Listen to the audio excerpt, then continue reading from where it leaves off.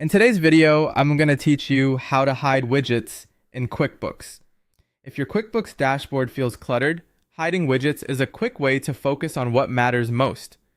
Widgets are the small panels on your home screen that summarize things like tasks, cash flow, or invoices.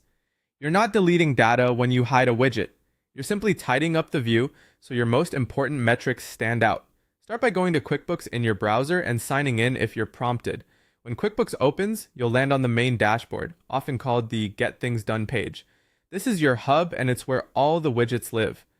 Take a moment to look over the dashboard. You'll see several widgets arranged as tiles or cards. Each one gives you a snapshot of a specific area of your business.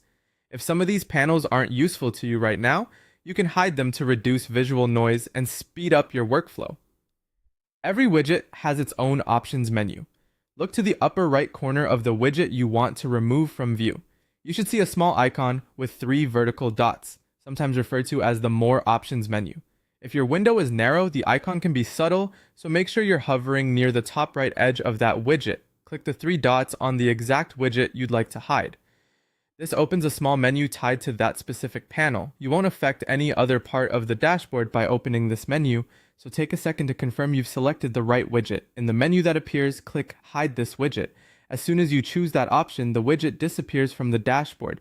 There's no separate save button to press, and you're not removing any underlying records, just the visual card from your home screen. Your data remains fully available elsewhere in QuickBooks. Repeat the same action for any other widgets you don't need. Click the 3 dots on a panel, then select Hide this widget.